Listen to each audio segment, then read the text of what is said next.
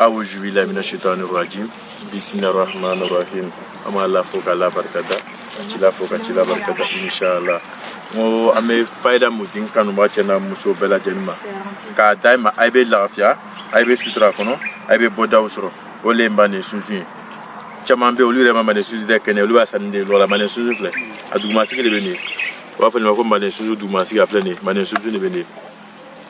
Mane suzu le beni inshallah. Bon mane suzu ni akuru woron fla kadima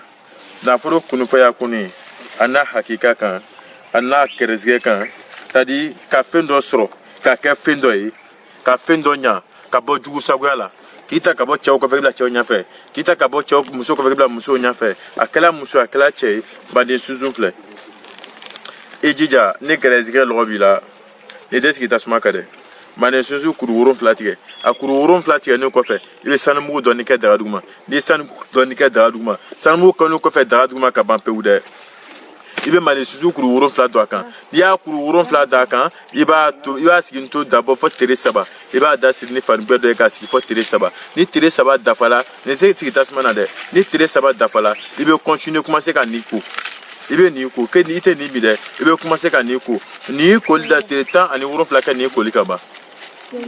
ni o tanti bro tere woron flaka kolika so mani dula fe su woron flaka tere woron flaka kolika esa famna ni mane suzu akuru woron flata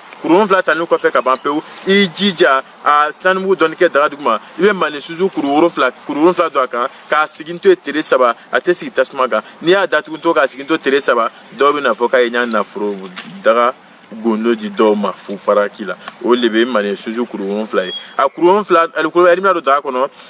ibe sanmu donke daraduma ka ni kuruon fly do kan a kuruon fly do ka iba siginto fo tere saba ya te meka maminga pe wono ibe so ka kumase ka ko suron fly ka ni tambi bro sutan woron fly ken ni kan suron fly sutan woron fly tere tan woron fly ken ni kan ni we turaka ni ko ibe ni ko la kan nai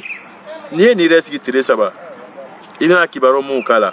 ibe na mu ya kono ibina wolo ko fo usab mayirti nyana parce que nguma kana ke flele de ata ibake a partager ibe video sobe me jamana nyamo bela jen fo ka chewo fo ka muso fo ka dunya chena muso bela jen fo ka no chena muso bela jen fo ka tun ka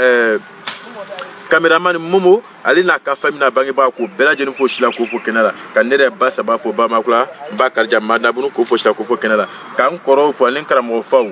alim badima chena muso ko bela jen fo shila ko fo kenala ka adama fo shila ka fo kenala shaka fo kenala ka fo shila fo kenala ka luseni fo kenala shini kenala kan deje enzare fo shi andi kenala bangmala ko dampela jenima fefe binata kan faida nike faida kan ko fe alla fa na suda ko lambela jenika bani suzu kuru woro flasana mu don ke dadwa ku dula do kan iba sigi tere saba ka jika ka fade ka sigi tere saba na tere saba da fala ibe continuer ka ku ni kan na fro solo toy ka greze so toy o na fro ko greze kre ala bodi malabo dare pantise ka war frontise ka wari dama me kibo cho ko fe kibla musu cho nya fe ko ke kibo musu ko fe kibla musu ko ke ga greze ke bagi be nga bamba na ke chegbe greze ke barabe nga masa dabe nga bamba borobe ani nga suruku buru nga nasi farma na muiba nasi tige olube nebo banere oluko ala be fino ke ka fino dima mais tout à la tatala ni na adama ka toto ko venem na mina la falaka nema parce moko fo watibe dole be ka fra usa barite ka ko ka dote ka bola fa me ko ngala ko dambela jenma ala so ba kale fe fe mina nike me mane suje ala jabi dola ay salamu alaikum